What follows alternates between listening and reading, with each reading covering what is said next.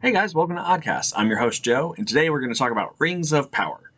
So Rings of Power has been out for a couple weeks now. We did not review the initial thoughts of it because, some of us weren't happy with those thoughts.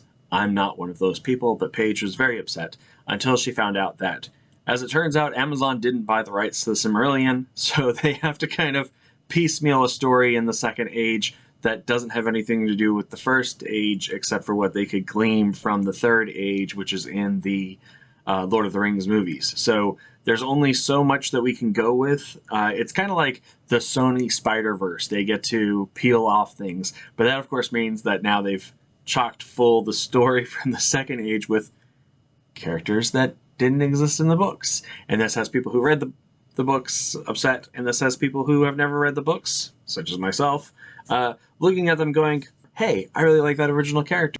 Looking at you, Doran's wife. So I think that there's a lot of mapping out that has happened in Rings of Power, and I'm going to wait until the end to review that. However, we're now 4 episodes in, and after the end of episode 1, there is one question that has circulated online and through the interwebs. And that question on everybody's lips is, who built the Rings of Power? No, it's not that one. When did they get them? No, it's not that one either. It is, who is this guy? This guy being the mysterious stranger. I've narrowed it down to 4 bachelors. From the Chuck Barris stages in Hollywood, California, it's The Dating Game.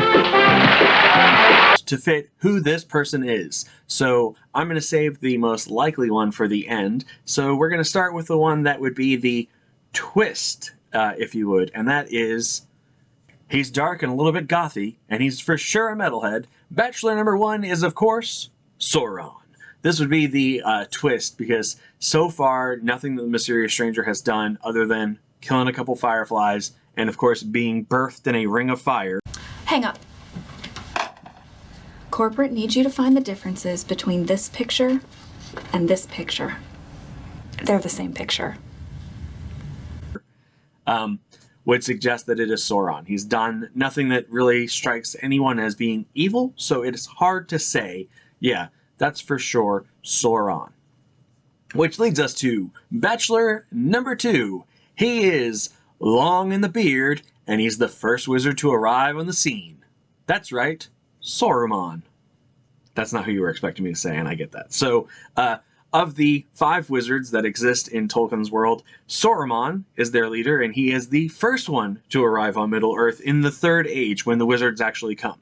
So, right now, we are in the Second Age of Middle-earth, so is it Saruman? Is it not? It could be, and the reason that it could be is because he is the first one to arrive. He would be a servant of the Valor, which, when you say it, don't you feel a little bit like Zap Brannigan? You look like a woman who enjoys the finer things. Come over here and feel my velour bedspread. Come, check the wizards. They're sent from Valor. So, Saruman would have been the first wizard to show up. Now, the guy that they cast in this role does look a little bit like Christopher Lee. Just enough to where you could look at him and go, I can kind of see him being like a pre-wizardy kind of Saruman. So that leads us into the third Bachelor, which is really the one that I would put most of my any film theory that I've got on, because it just, everything they've done with the character so far fits, and that is, of course, Gandalf the Grey. He wouldn't be the White yet, because Saruman, of course, is going to be the White when he arrives in the Third Age. Keeping in mind that this is the Second Age. So wizards in Tolkien's world are weird because they're not really wizards. I mean, they are. They do magic and stuff. But, like, they are wizards in the sense that my buddy Nick makes his wizards to be. And that is, they are actually more like demigods. They are servants of the Valor, which are the deities that live in Valinor. Man, I really hope I got that right. I'm so sorry, like Rings of Power and House of the Dragon are both airing at the same time, and there are so many V words all over both shows that it's like, is that right? Yeah.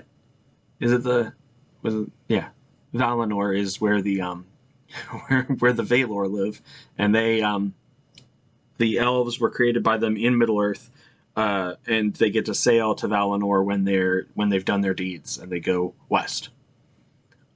I feel like I got those names right, but I might not have. My bad. But Gandalf is their servant. He is considered to be the wisest of the, and I'm going to get this one wrong too, the Maiar? Maiar sounds better. He's the wisest of the Maiar, which are servants of the servants of the Valor. So he would be the wise one that shows up. He does follow two Valor particularly, and they are Ermo. He admires their gardens, and Nina. And Nina is, of course, the Valor of Mercy. Nienna, there's no association in any other mythology. Because what does she do forever? What is her power? Does anyone know? Nienna weeps forever and turns grief into wisdom. That is her power. And Gandalf, who was Olorin at the time, that's his patron. That's who he hangs out with. That's why he's not interested in power or glory when he comes to Middle-earth. And unless I'm mistaken, I think Gandalf is the only one who serves her. So it would make sense that the mysterious stranger would be Gandalf because he has shown mercy so far in his want to help his new friends, and because he has close ties to the Shire in what we know from The Hobbit and from Lord of the Rings. It would make sense that Gandalf would show up in Proto-Shire and hang out with the Harfoots, which are essentially proto-hobbits. So, is it possible that it's Gandalf? I would lean into heavily yes. He even follows the stars, and the dude looks a lot like Sir Ian McKellen, a younger Sir Ian McKellen, so I can definitely see that. But they did a good job of making it like, could it be Sauron? Could it be Gandalf? Maybe. But that leads us into the fourth person. And the fourth Bachelor is still Bachelor number 3, but a Bachelor by any other name would still be as sweet. And that means that this actually isn't Gandalf. Gandalf is the wizard who comes last in the Third Age, which is what he's said to do in the story of the Lord of the Rings, and the lore that's laid out there. However, it could be, and I'm going to get his name wrong, Olorin, which is his Maiar name. So before he is Gandalf and put into this old man's body, this could be Olorin's first visit to Middle-earth, or to anywhere outside of Valinor. So the Valor send him to scout what's going on. They want to know if Morgoth is still out there, or if Sauron is still out there, so they send him, and he happens to land in the Shire where he meets the Harfoots, and then when he returns in the Third Age, after returning back to report what he's found, and then they send the whole cavalry of wizards, sending him back last, he returns to the area that he knew, except now it's no longer Harfoots, it's actually been settled by hobbits, but he has a small kinship with them, and he's already familiar with the Shire, so it would make sense that it could be Olorin, although I wouldn't be upset at the show if it were Gandalf.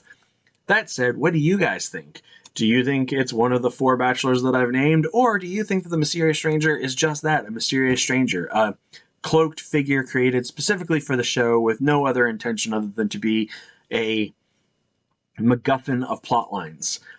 Let me know in the comments. And while you're down there, hit that like and subscribe and the little bell for notifications. And I promise, as Rings of Power begins to wrap up, we'll do more reviews and theories about it, and we'll let you know what we think in the end.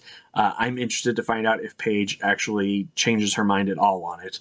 But until next time, stay safe out there, guys. This is Joe. This has been Oddcast. Have a great one.